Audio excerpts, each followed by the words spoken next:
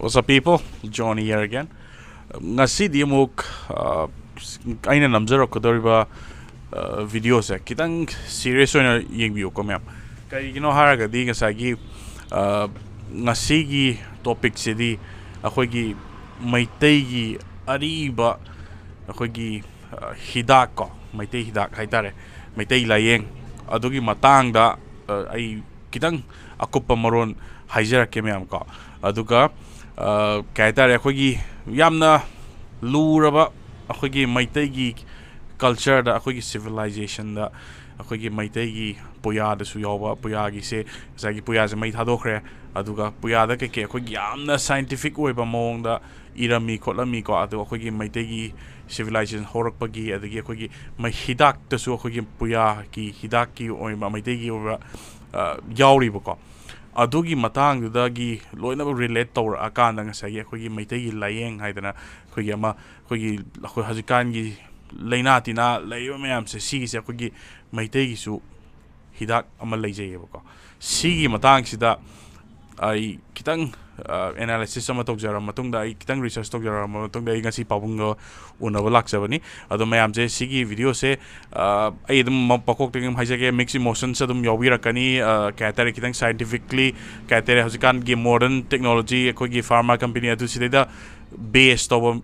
comment atopa mayam yawirakani khangjai aduga traditional oiba method ta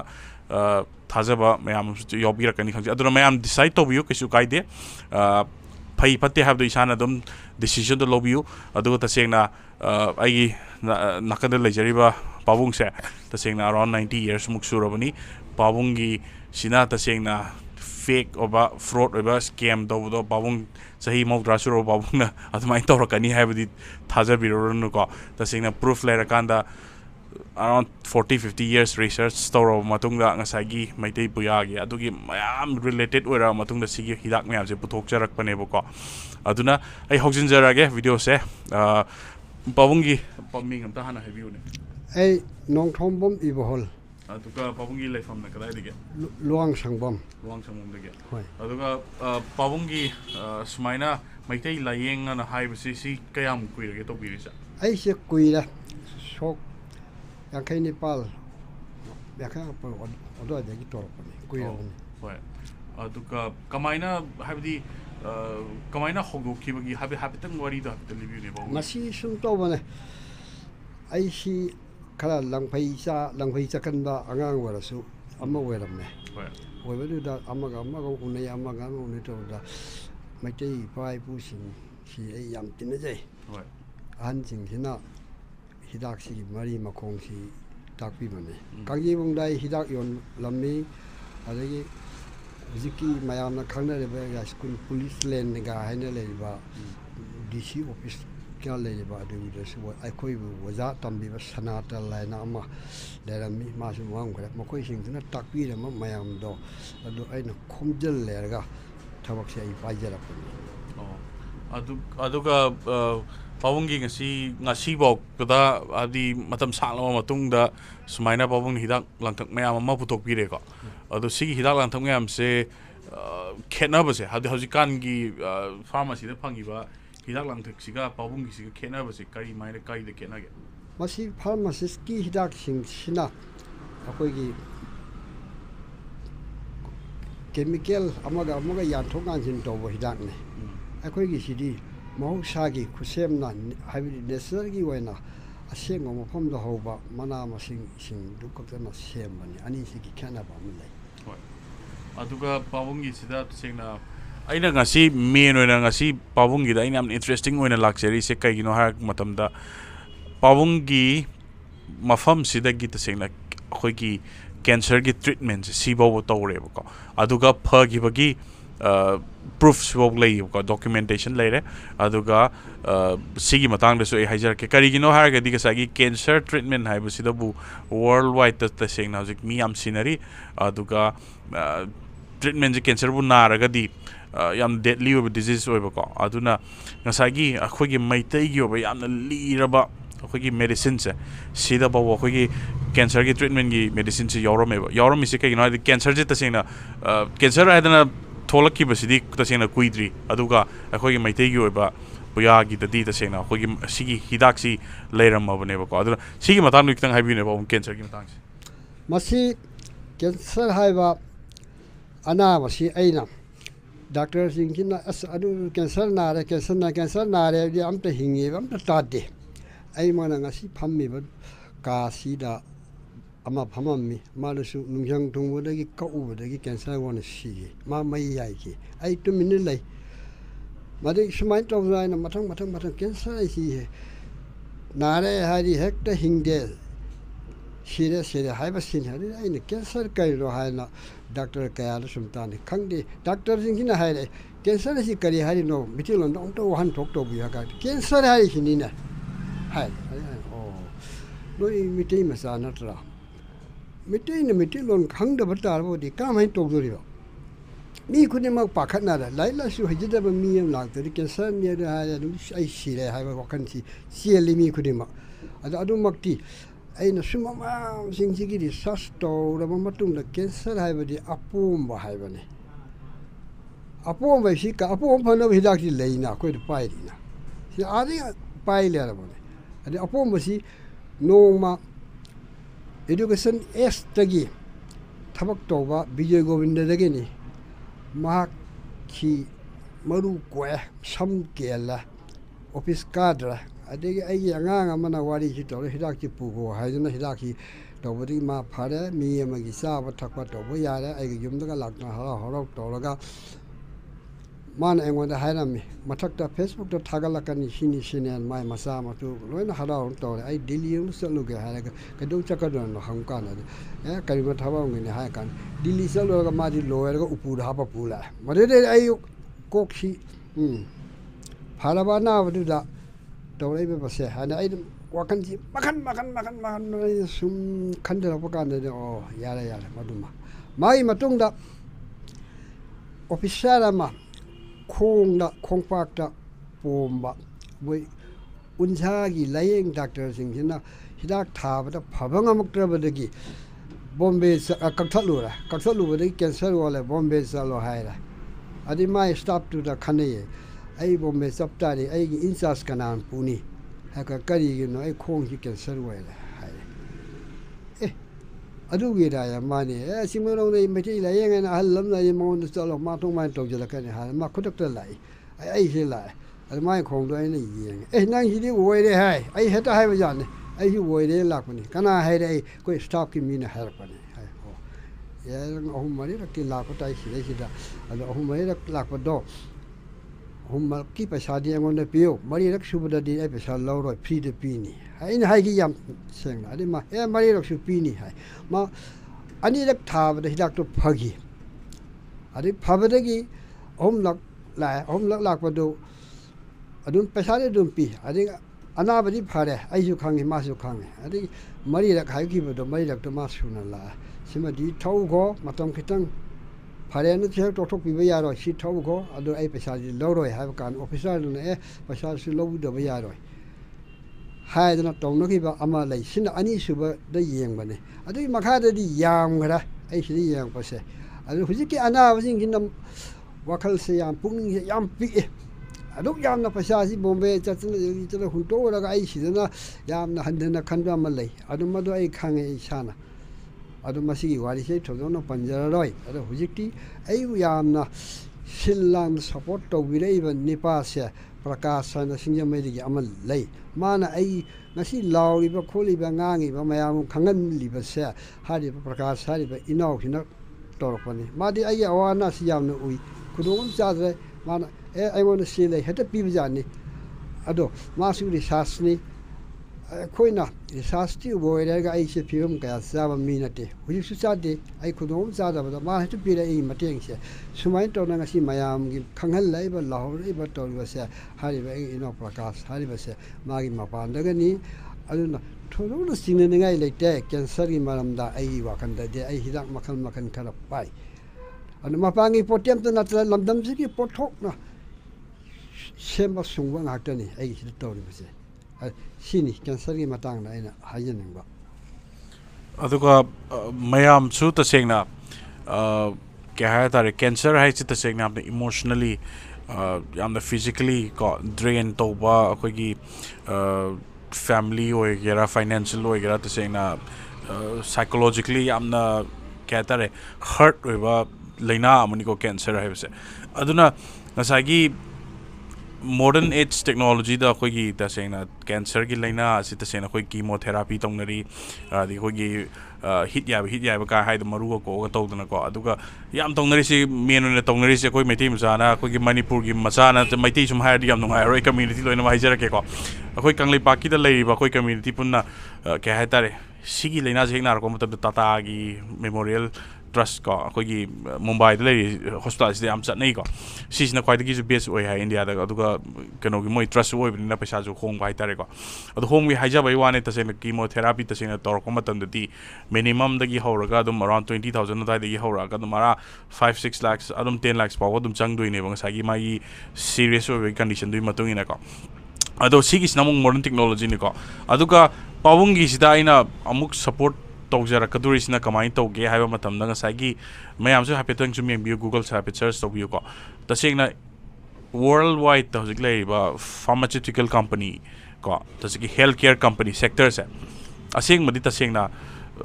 kya tare scam fraud mayam yawe ba tasengna makoi gi su kai gino ha ga di masi se $1 billion industry ne ko pharma companies aduna ngasagi hidak se san jana sum na mi se sum nan adu hidak se da sum paisa tan sigi lambi su tasena wari se budi atopam jaki dore tar su pabungi leina hapet support tok joboina si haijar poi wane bako aduna ka tare akoina akoigi hajiki age sida mi khudi makta na de haiba mi pra healthy oi haiba mi se hojik se ama bol leira moi 100% loina ba mi loina ram gani kainom na tra kainom di soina naram gani kai gino ha gan mesi kogi dieting de soirak pa aduga kogi medical medicines me am sida koi hidak lang me am sasan ba ko kainom ma puk narak bai ju ekta hidam sasan ba adi hakcha am sagalak bai hidam sasan ba si gisna long term da loina ok sokalak ba ngak tane ba aduga pabung gi sida taseng na tawri sidi kogi civilization MEITEI civilization thaina dagi akoi MEITEI script sidagi loina bo gaura ni ko MEITEI script sida tasengna loina bo iram bo ngak tane bo akoi one of the oldest script ne ko akoi civilization ni ko akoi MEITEI ja tasengna masagi script leijaba lam matei gi sum gi na ro script se kya leina da bne akoi MEITEI gi script lei ko script se tasengna akoi hakjang gi physiology sida base to script se ko aduna nga sagi hidak lang thak si ju nga sagi sidai loina base to ro ngak tane akoi MEITEI puya da lo yorom mi se aduna pabung se tasengna pabung na smaina tawrei ba myam se ekta irai laina ekta akogi homeo da tawri ba dagi tasengna mogi mokhoi da keno gi wana te ko mokhoi da bias oi be wana chade tasengna pabung gi sida support ok jaba ina haija bai wani ko tasengna aduna pabung gi sida tasengna yamna akogi MEITEI gi da akogi hidak lang thak se yamna luhan bagi wana chada akogi irai laina phangwa pon aktani akogi manipur da si irai pakta phangba aktani adubu chemical akogi adagi akogi urea ka ke amata yawda ta siri amna sengba akogi chemical phattaba fertilizer du amta yawdana ta sina sida songba ngaktani ko aduna pabung da mo hangjani ngi se ngasagi hidak che ta singna cancer laina na ba miyo ma pabung gi da la ko aduga sigi treatment je kamai tor to go de ha do habitang charok pam tang habiu masi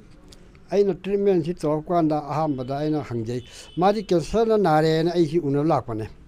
matam si na cancer du doctor gi se sang yawbra yawi yaw to su yai on da di adu yawdi yam dakar lai cancer hai ba anaba do nang mafam kalai na na ba no hakchang kayat kayalon masak khang jaga di layeng ba su ya da ba malai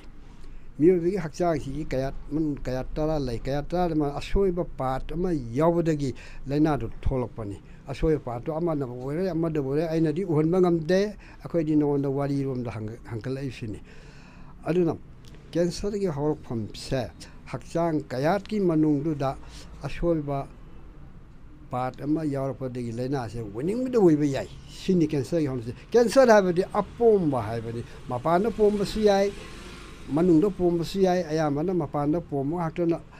natte mapanda pom si payo yok de adu manung do pom ga hatna lai brain yamaru ena lungs sokpa heart solokpa adagi breast cancer brain yorokpa si tawi haiba singse angon yam lai ado ino na ai cancer na re hira amta thadiri si tawi haiba mi poyo yorok te Bombay yoruba Delhi yoruba sumbagi mi hate lai ai se lakpase mai yaruda ekeke moy kape haiba singba mado mai du yaruga ke moy kapaga anabdu phanabu natti akoi shu dum kai mai yai si kai manam yai no hin tok te na bagi tor pani I du kang halak pani kemoy kapi du kari no kemoy kapi asa kai no chai tok te no ko tok te ba mai haksang din masu na sum thambe man phare kyo tore hai ba din natti masi masu khangjin be ana ba sing na pasal mar sang I cross nung ama du pasal de wa tok bio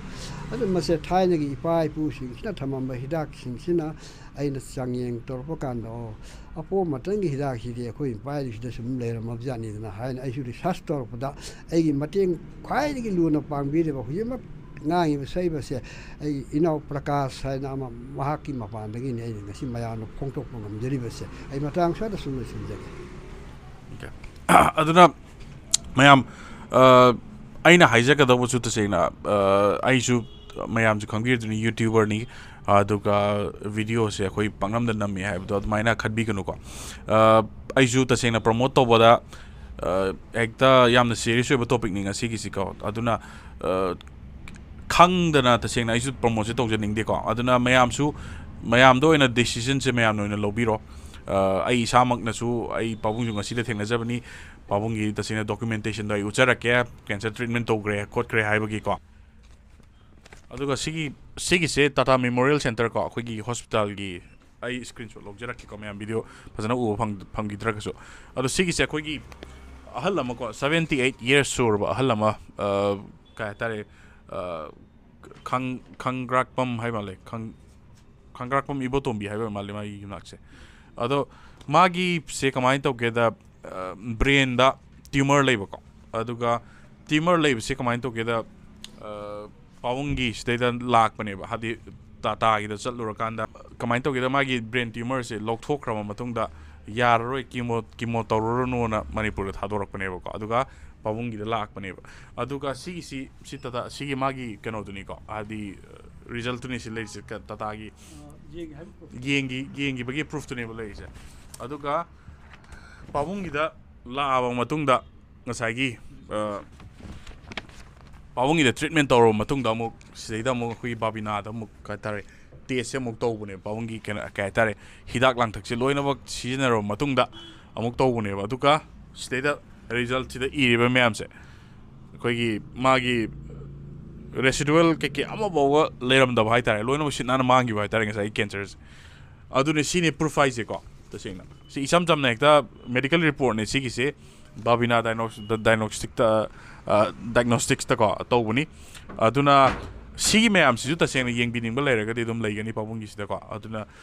icham cham na hekta claim to wona chete ko adum sida loina bag leire aduni adum mayam su dum hapetang lakpiu aduga pawung su hapetang unabiu aduga nungai to mayam tak thok hai biu aduga kari na phagani habdo atusu hapet yeng mina si sida su hapet chance ma habdi pawung na su dum mio be punchi kya ma kan bigre ko aduna song isu hapet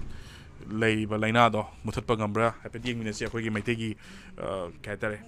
layeng sina sigi maitei layeng gi ai landmark to hapet aja ke sigi ja adi khongnang ni karak ni ko sina BOC rom nei lak ko da duka si assembly gi lambi ni ko assembly lambi ni asile aduka sigi pharmacy le ba leirak se sida dum hapet jangbi ro sida kaithen me amam leire asigi sida irai line leire ko Changbiro aduga asidida sigi sida maitei layeng ira line asile sigi yellow leiba yellow sigi ek mathang da leise leire si puki ga su leire sida pam mam su hori ko aduni landmark se ira leire aha magi divider lanthok pagi sida leire aduga pabung sigi documentary amasu leibani ko documentary si so I hapet mayam uchara ke aduga link chu thajara ke ko koi gi maitei gi yamna li raba koi gi civilization se to sing yamna serious we ba ka tare ꯑꯇꯣꯞꯄ ꯁꯤꯚꯤꯂꯥꯏꯖꯦꯁꯟꯒ ꯌꯦꯡꯅꯔꯕꯗ ꯌꯥꯝꯅ ꯑꯦꯟꯁꯤꯟ ꯑꯣꯏꯕ ꯁꯤꯚꯤꯂꯥꯏꯖꯦꯁꯟꯅꯤꯀꯣ ꯁꯤꯗ ꯂꯣꯏꯅꯃꯛ ꯂꯩꯖꯔꯝꯃꯕꯅꯤ script ꯂꯩꯖꯔꯝꯃꯕꯅꯤ ꯑꯗꯨꯅ ꯂꯣꯏꯅꯃꯛ ꯀꯩꯗ ꯌꯥꯠꯂꯒ ꯂꯣꯏ ꯊꯝꯕꯤꯔꯝꯃꯕꯅꯤ ꯑꯩꯈꯣꯏꯅ ꯃꯄꯥꯟ ꯂꯝꯒꯤ influence ꯃꯌꯥꯝ ꯆꯪꯉꯛꯄꯗꯒꯤ ꯂꯣꯏꯅꯃꯛ ꯅꯝꯊꯔ ꯊꯝꯕꯤꯔꯝꯕ ꯉꯥꯛꯇꯅꯦꯕꯀꯣ ꯑꯗꯣ ꯁꯤꯒꯤ ꯃꯌꯥꯝꯁꯦ ꯑꯩꯈꯣꯏ ꯇꯞꯅ ꯇꯞꯅ ꯂꯣꯏꯅꯃꯛ ꯁꯥꯐꯣꯡꯅꯕ ꯃꯌꯥꯝ ꯇꯧꯃꯤꯟꯅꯁꯦ ꯍꯥꯏꯇꯥꯔꯦ ꯑꯗꯨꯒꯤꯗꯃꯛꯇꯅꯦ ꯑꯩꯅ ꯉꯁꯤ ꯂꯥꯛꯆꯔꯤꯁꯤꯁꯨ ꯃꯩꯇꯩꯒꯤ ꯑꯩꯈꯣꯏꯒꯤ ꯂꯥꯌꯦꯡ ꯀꯣ ꯑꯩꯈꯣꯏꯒꯤ ꯃꯩꯇꯩꯒꯤ ꯁꯤꯗꯩꯗ ꯁꯤꯖꯤꯟꯅꯔꯤꯕ ꯑꯦꯟꯁꯤꯟ ꯃꯦꯗꯤꯁꯤꯟꯁꯦ ꯇꯁꯦꯡꯅ ꯁꯤꯁꯨ ꯈꯤꯇꯪ ꯃꯌꯥꯝꯗ ꯁꯥꯐꯣꯡꯅꯕ ꯑꯩꯅ ꯈꯤꯇꯪ ꯄ꯭ꯔꯣꯃꯣꯠ ꯇꯧꯖꯕꯩ ꯋꯥꯅꯦꯕꯀꯣ ꯑꯗꯣ ꯚꯤꯗꯤꯑꯣꯁꯦ ꯑꯩ ꯂꯣꯏꯁꯤꯟꯖꯔꯒꯦ ꯁ꯭ꯋꯥꯏꯁꯤꯗꯀꯣ ꯑꯗꯨꯒ ꯃꯇꯨꯡꯗꯁꯨ ꯑꯩ ꯈꯤꯇꯪ ꯑꯦꯖꯨꯀꯦꯁꯅꯦꯜ ꯑꯣꯏꯕ ꯚꯤꯗꯤꯑꯣ ꯃꯌꯥꯝꯁꯨ ꯍꯥꯞꯆꯔꯛꯀꯦ ꯑꯩ ꯉꯁꯤ ꯄꯥꯕꯨꯡ ꯎꯅꯖꯕꯁꯦ ꯇꯁꯦꯡꯅ ꯑꯩꯉꯣꯟꯗꯁꯨ ꯀꯩ ꯍꯥꯏꯇꯥꯔꯦ ꯃꯤꯠ ꯃꯥꯏ ꯌꯥꯝꯅ ꯁꯦꯡꯀꯠꯂꯦ ꯍꯥꯏꯇꯥꯔꯦ ꯑꯩꯉꯣꯟꯗꯁꯨ ꯇꯁꯦꯡꯅ ꯑꯩꯈꯣꯏꯒꯤ ꯃꯩꯇꯩꯒꯤ ancient ꯑꯣꯏꯕ civilization ꯒꯤ ꯃꯇꯥꯡꯗ ꯑꯩ ꯑꯅꯧ ꯑꯅꯧꯕ ꯋꯥꯔꯤ ꯀꯌꯥ ꯑꯃ ꯑꯩꯁꯨ ꯈꯪꯖꯔꯦ ꯍꯥꯏꯇꯥꯔꯦ ꯅꯣꯂꯦꯖ ꯃꯌꯥꯝ ꯑꯃ ꯂꯩꯖꯔꯦ ꯍꯥꯏꯇꯥꯔꯦꯀꯣ ꯑꯗꯨꯅ ꯃꯌꯥꯝꯁꯨ ꯑꯗꯨꯝ ꯂꯥꯛꯄꯤꯌꯨ ꯄꯥꯕꯨꯡꯒꯁꯨ ꯍꯥꯏꯐꯦꯠꯇꯪ ꯎꯅꯕꯤꯌꯨꯀꯣ ꯑꯗꯨꯒ ꯌꯦꯡꯉꯁꯤ ꯀꯃꯥꯏꯅ ꯇꯧꯒꯦ ꯍꯥꯏꯕꯗꯣ ꯑꯗꯨꯒ ꯗꯤꯁꯥꯏꯗꯇꯤ ꯃꯌꯥꯝꯅ ꯑꯗꯨꯝ ꯇꯧꯕꯤꯔꯣ ꯑꯩ ꯏꯁꯥꯅ ꯍꯥꯏꯖꯔꯣꯏ ꯄꯥꯕꯨꯡꯒꯤꯁꯦ ꯐꯩ ꯐꯠꯇꯦ ꯑꯩ ꯀꯩꯝꯇ ꯍꯥꯏꯖꯔꯣꯏ ꯑꯗꯣ ꯃꯌꯥꯝꯅ ꯑꯗꯨꯝ ꯗꯤꯁꯥꯏꯗ ꯇꯧꯕꯤꯔꯣ ꯑꯗꯨꯒꯤꯗꯤ ꯑꯗꯣ ꯂꯣꯏꯁꯤꯟꯖꯔꯒꯦ ꯊꯦꯡꯛ ꯌꯨ ꯁꯣ ꯃꯆ